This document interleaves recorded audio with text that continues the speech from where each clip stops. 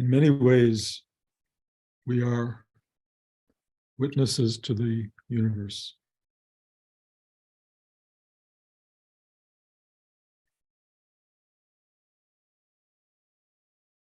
But for most of us, the witnessing is done through the mind, through emotion, through ego personality, through drive, ambition, interaction, a kind of dynamic interplay with the forces of the world and the universe.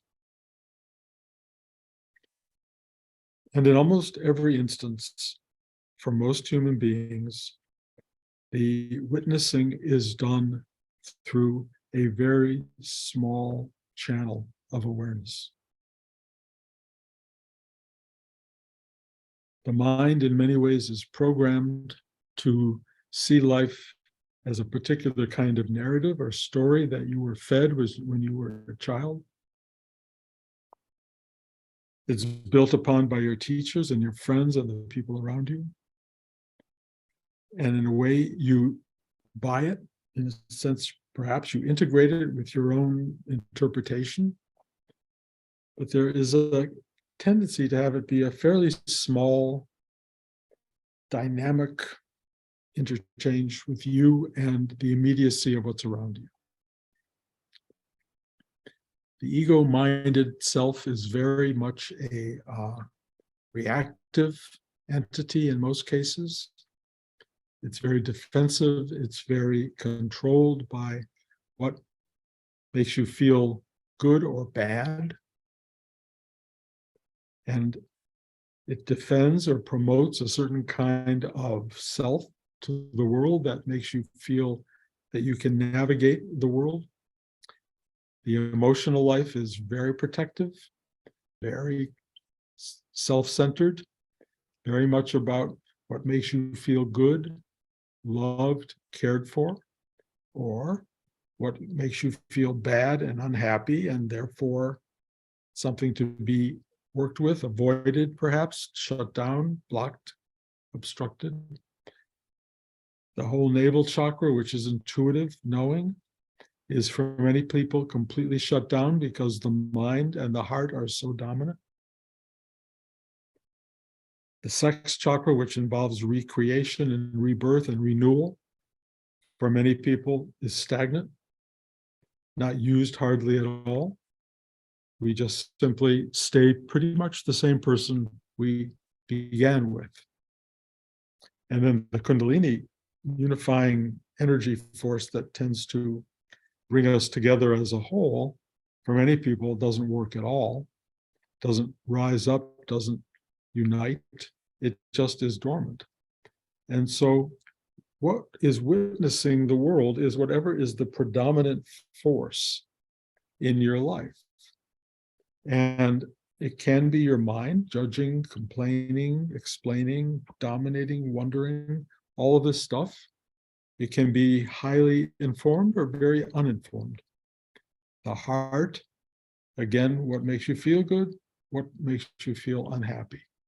And in most cases, it's a very small, tender little spot that you protect in every way you can, because every one of you has touched a moment that really did not feel good. And you don't want that anymore. So the witness to all of this is, for most of us, a tiny portion of what is actually witnessing, observing, and becoming aware of the world. We have within us a capacity to know life. The whole idea of a spiritual practice, especially one delineated by a teacher like Rudy, is that we have these chakra centers that are not very well informed and not working all that well, or working just enough to get us through and get us by and help us make it into the next hour of our life. But the idea, in a spiritual sense, is to open these spaces more effectively, maybe more dramatically, more purposefully, to begin to witness life from a bigger, broader perspective. What starts to happen in the basic practice that we do is that this opening occurs in spite of our egoistic need to keep it under lock and key. It opens because something bigger is asking it to open, and something deep inside is responding to that. And the part of us that is aware of the world expands. And as it expands, we get to perceive life bigger, more remarkably, more beautifully than we had ever imagined, perhaps. But it is definitely an ongoing challenge to be able to witness more and more, because you become more and more sensitive to what you learn, experience, see, taste. You start to develop a bigger palate, but then you start to taste things that are really not good. You see things you rather not see. You learn things you wish you didn't know about. You have a part of your being that is now aware and open and unfathomably frightened sometimes of the world that's appearing. And the problem with that is that if you don't start to use the word that Rudy called surrender and let it be, and stop reacting to the expanded mind, expanded heart, expanded belly, if you just witness it without making it egoistically personal, you become this knowing, available awareness that experiences the whole without judging, comparing, wanting it to be different, wanting it to be your way. You just experience it. It takes an incredible amount of training and time. Rudy's equation, effort over time. You make the effort to sit every day and just breathe into these spaces inside you that are basically happy to be closed and shut down. Not happy, is that may be the wrong word, but in a sense familiar and vaguely comforted by the knowability of the tininess of your brain emotional functioning.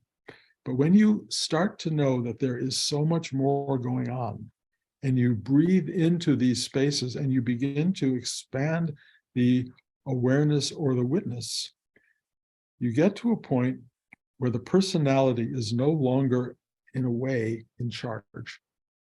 The personality that affects the kind of reactivity to what is being witnessed is just no longer serviceable. You see too much, you feel too much, you know too much.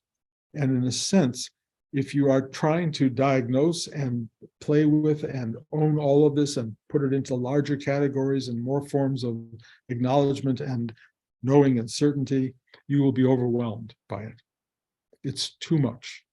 The universe is too big, and your awareness and the witness of it is so big that you can no longer own it. You have to let it be. Just be. And then as you allow it to be, you start to see where your ego mind comes into play.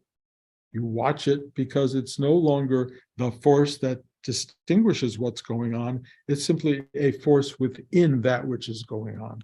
It's a part of the whole, but it is not the whole, and it is not the witness to the whole. It is a very small functionary of the whole, and you begin to learn how to give it its space, how to acknowledge it, how to care for it, how to love it, how to be respectful of it, but in no way do you give it power to know the totality. It doesn't have that. And if you try to do that, you will be messed up, because the you that owns it is owning a very small portion of the totality It can try to talk about it and write books about it and sell it to others, but you're very much limiting its truth. Its truth is beyond the norm of expression. Its truth is meant to be present tense, exchanged with, sharing with, in embrace of all there is, all the other, all the self, the entirety, to be one with that. And it's not like the ego disappears, because it's still part of a body-mind function. And at some point, body-mind functions become very complex, especially as you start to get older. And I know I'm giving all these talks on aging, but let me describe that as you get older, and the mind as you knew it is no longer working, the light bulbs are going off in a way. It's a dimmer space.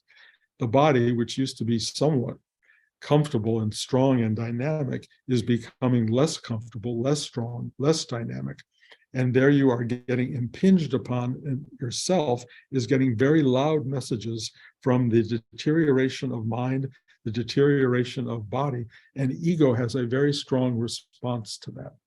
And it becomes a real test in your old age of staying available to the larger witness when the noise factor from body and mind and world around you becomes so noisy. What do you do? How do you work in a world that is in some ways collapsing in on you, causing you great discomfort and suffering when you have worked so hard to be this vast witness that doesn't experience that? Well, the vast witness is still witnessing this body. And this body is making a lot of noise. And you have to learn what to do with that. Which brings me to a moment this past week, which was very shocking and worth talking about for a lot of reasons. But the central experience was going to an ophthalmologist and having the eye drops put in my eyes so I could have the test that they give you. And they put the drops in and they leave the room. And you sit there for about half an hour staring at a strange mirror, maybe with letters and numbers in it. And you just sit there. And I was sitting there, and for the first time in my entire life, I had a full-blown panic attack. I've never had a panic attack. I didn't even know what a panic attack would feel like. Suddenly, I was overwhelmed with terror, fear, a desire to run out of the ophthalmologist's office, a desire to get out of my body. My heart was beating. I was sweating. I had no idea what this thing was, where it was coming from, what programmed it into place. I had no clue. And my initial reaction is, this is horrifying. And then I had this moment of strange empathy for people who have panic attacks, because they are bizarre and uncontrollable, it appears, on most levels. They just play themselves out, can cause great damage to you as a person if you react too deeply. But what happened for me, and the whole reason I'm telling you this story, because I think it's so foundational, I just went, do the double breath, do the work, do the work. I took a huge breath into my heart chakra, and in the very classical part of our practice, I asked for help to surrender. I held my breath. I let out a little. I took in a second breath into my belly. I asked again for help to surrender. I felt within seconds this unbelievable calm, this complete release of the panic, absolute gone. It was so astounding that the basic techniques that we have learned in our practice have that kind of resonance and power at any moment in time to revive you in a way and to remove you from the ego-minded, limited selfhood that is experiencing the panic attack, and just sitting down and finding the magnitude of witness in which that attack is just a kind of dysfunction that does not need to own you or take over the show. You are the witness, and you have a practice that allows you to be the witness. And if you have been working it, as I have for 50 plus years, it's a foundational, fundamental work that is there for you. And when these dark clouds gather, when these forces come and make you feel insignificant or on the door of total destruction, or whatever it is that is your experience of a panic attack or of a great overwhelming fear, or something that makes you feel panicky and wanting to run the other direction, take a breath.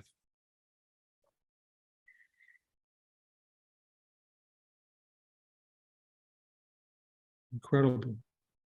I also started doing my mudra work. Now, I've talked to you a little bit about mudra work, something that has arisen over time in me. It's not something I was ever taught, but it has to do with the gentle movement of energies moving through your body, but expressing themselves through your hands.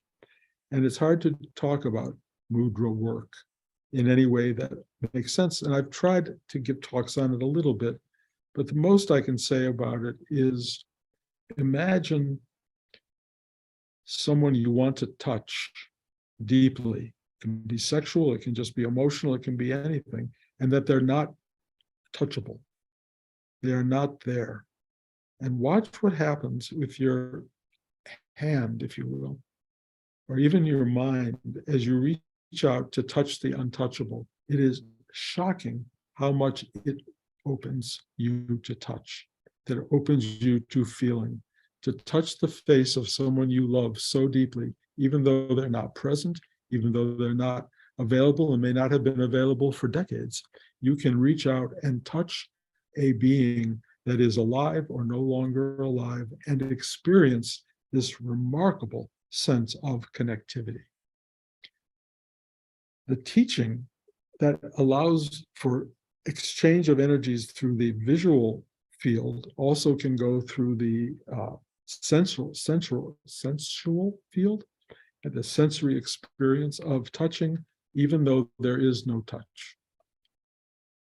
At one point, when Rudy was teaching, he would literally touch us.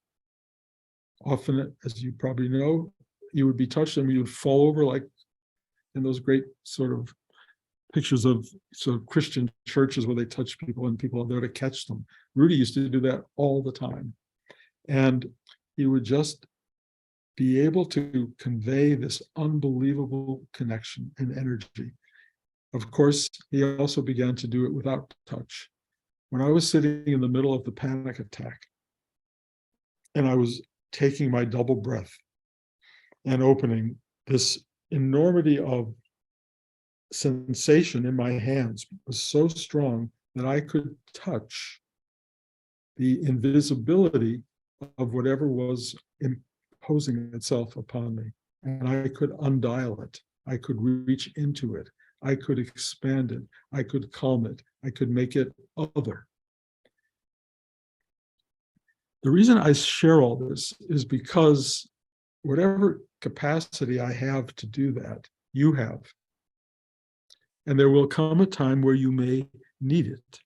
And if you can even just maybe remember this talk, or remember the years and years of sitting and doing the exercise, if you can remember that, you will have a skill set that will be remarkably important, remarkably important. And of course, we're all going to go through some transition from life into something else. And I suspect if ever there was a moment for asking for help to surrender, taking a breath, relaxing, feeling the inexpressible, feeling the unknowable, and yet touching it. If ever there was a time for that, transitions out of the body are probably the most important.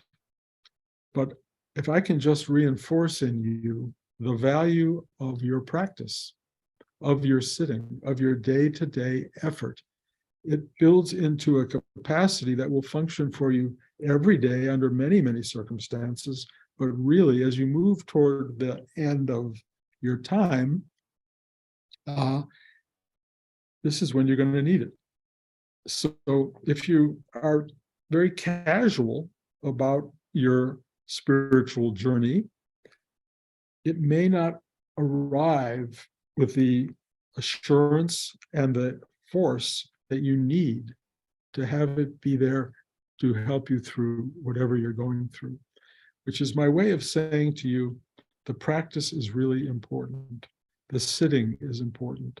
The walking through your day awake is important. Expanding your mind, your heart, your authentic voice, if you will, your gut, you're allowing yourself to be renewed on a daily basis because you're never the same twice, really. Allowing this constant transformational thing to occur. And there will be times as you expand into levels and ways, parts of life that you never saw before, you never knew before, you that are totally alien, that you will probably be scared. Being scared is built into the biology of a human being. What's not built into the biology is the practice. I mean, it should be, ideally it would be, but somehow you have to come across this directive of what to do when life gets hard, when life gets challenging. It really helps to do that breath. Being a good person, which I preach a lot, being a kind person, which I preach a lot, can be helpful to you if you can be kind to yourself. It can be very helpful to others if you come across people in struggle mode or in painful mode or in having difficult moments in their life. You can bring your kindness to the table. But if you have this energetic space of deep witnessing stillness that will calm you to the core, that will open you so far beyond your own limited nature of pain and fear, you will be able to provide for yourself, and ultimately that provision will fill the space of other people. You will become the gift because you will be able to hold a hand physically. You will be able to touch a heart without being in that place. You will be able to touch a cheek or a forehead or just be available to another human being physically or metaphysically and serve and help. But the really important thing here is get your act together, get yourself together, get your energy in place. So when that fearful moment comes, when the panic attack comes, when the pain of God knows what comes from out of the universe, or whether the world around you is not behaving the way you want it to behave, you can just go into the still pointedness of the witness and go, it's very quiet. It doesn't judge. It doesn't know. It just is. It is so unbelievably aware. And it is aware in a way that touches eternity. It's so big that the little tiny struggles of our little bodily lives really become insignificant. They don't go away because you're still a body, you're still part of the equation in a manifested form, but you will see in the larger context of your witnessing the universe, you are more of that than you are this bodily form that has so much dynamic and presence and believability. But trust me, as you start to get older, the coherence of this body-mind thing that we think we are really does start to disintegrate. And or I call it evaporate. And it's quite fascinating because when it does, the witness no longer can use your historical body, mind, story, any of that as a reference point. It just is no longer holding water. It's leaking out. And so what you have to do is simply stand back and watch the leak occur, watch everything drain out, and yet you're there. But the you that's there is not the you of your story and your history and your pain and your suffering and all of that. It's just this.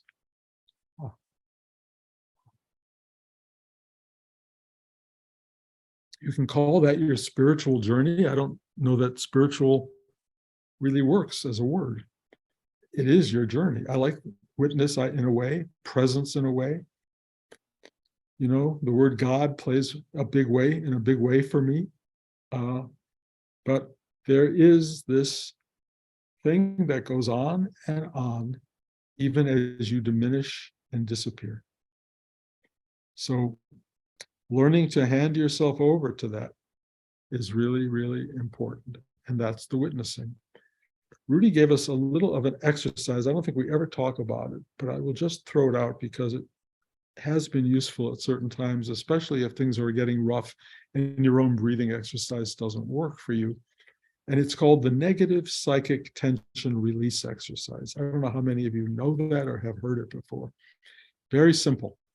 Hands down by your side. Take a deep breath into your heart, and you ask inside for help to surrender. And then you add, and this is important, negative psychic tension. Sometimes he would say, and resistance. Help to surrender negative psychic tension and resistance. And you take a breath and you start to feel stuff from your head going down into your temples and your cheeks and your jaws and your neck and your shoulders and your elbows and your hands. And then it drains into the atmosphere, just drains away. And as it drains away, it empties you out, and the negative, fearful, dramatic part of your moment-to-moment experience goes away. He said there's also occasions where the drama is so great, you need to flush it with more energy. And he said, reach up into the sky and just ask for help again to surrender negative psychic tension and resistance or congestion. I'm forgetting all the words, but whatever they are, they'll speak to you, and bring that energy down, down, down, and let the hands go again by your body. Let it all drain into the atmosphere, and then you can shake them out, and it's gone. I share this with you if I haven't before, because there are foundational things we can do, and I will tell you, you may need to do at some point. And if you can remember any version of it, it will be helpful. If nothing else, the double breath. Negative psychic tension, if you're going through a really tricky period, get rid of that. But the underlying truth is it's up to you. It's just up to you. Nobody else is here to do it. Nobody else will do it for you. You cannot rely on the world. A panic attack. Interesting, the New York Times had an article on panic attacks the day after I had it. And I read it, and they say it comes out of nowhere. It does not last long usually, but it is a signal of something that needs to be worked with, obviously. Luckily, I had something I could do that would work with it. But I will tell you, you have the same skill sets, you have the same ability, whatever life brings you, whether it be panic, whether it be bodily pain, whether it be fear, whether it be whatever happens to you as a human being. Don't walk around thinking this shouldn't happen. I'm a spiritual being. You're a human being. And this stuff happens, and you have a mechanism, and you have a practice, and you can do it. That's all you need to know. Do the work. Okay. Any questions, guys? So I have a question. Zach, yeah.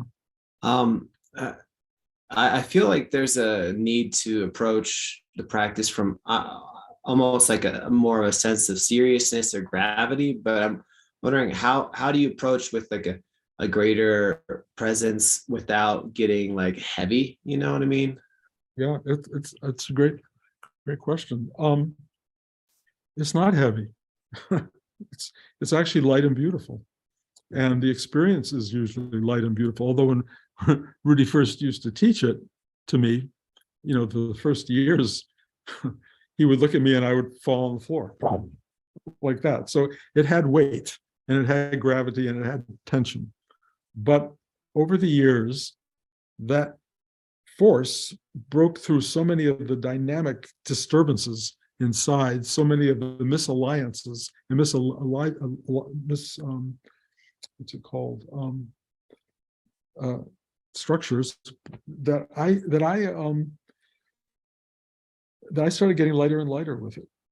And it became more and more of a gentle force than a powerful push. It was so simple. And I just started to realize, yes, it's important, but it really is whisper-like. It's gentle, beyond belief gentle. And the mudra work that I do is so gentle. I mean, try imagining, touching, I'm going to suggest your mother's face, and like right now, imagining loving her and just wanting to communicate. There's nothing heavy, weighty, or dramatic about that at all, you know? Or, you know, or touch Wendy's face, touch somebody, do something, you know, it's just gentle, but you're not there. It's just in your mind. Whatever that feeling is the weight that this work should offer or sort of bring about. And it's, there are times where it's really, where you really need it, but even in the midst of this panic attack, I wasn't doing like that. I was just going like that. And that's really what worked. And so when you say the work, it's not building a house anymore. It may have been that early on in the beginning, and maybe that is what it is. You got to learn skills and ways of, you know, doing plastering and putting in doors and screwing in, you know, baseboards and things like that. But mostly, it's a simple, gentle work. So it's the mind that will give it weight and heaviness and centrality in a way that's, you know, makes your mind feel good, but put the mind away and just take a breath, ask inside for help to surrender and watch what happens. It's kind of amazing. It's just so gentle, so loving. And if you have that as a practice, you know, you have something you can stand on in life. And even as everything falls away, you're not standing on anything but empty space, but there you are. That's witnessing. There's no foundation, there's no gravity, there's nothing holding you, and yet you're being held. And it's an amazing reality. And it's something that is available. So, you know, put aside the importance of all this and just remember to do it. And, you know, I don't do the double breath every day. I have a kind of ongoing, I don't know, I call it gratitude, a dialogue with the forces that be, an interaction that's there. Sometimes it's just sitting back and going, it's just grateful. As you know, I now have a dialogue with the guys upstairs, as Rudy called them, and I both ask for their guidance and help, and I also offer my wondering how they're doing. I ask them, how are you? It's a dialogue, it's an exchange. I don't feel like I have to look at them as something so other. It's whatever this is, there's an exchange and an interaction and a connection that is beyond beautiful. And that we make it into something heavy and dynamic. Yeah, you can do that, but it's usually the mind. And if you take a breath and the mind can just let go, that will go away. Does that help at all? Yeah, that's very helpful. That's exactly what I'm talking about. Okay, thank you. Are we done? Anybody else? That looks like a done. Okay, I'm really happy to see you all. And I will tell you, if something inside you says, why am I studying with a guy who has panic attacks? It's a kind of interesting question. And you know, and I would say move on. You know, I keep the Buddha behind me now, you know, the picture over there, so you can bypass the Bruce guy and just go. The Buddha sat there for 6 years and barely ate and overcame everything. And, you know, God knows when he was dying of food poisoning, whether something in him got scared, I would assume probably.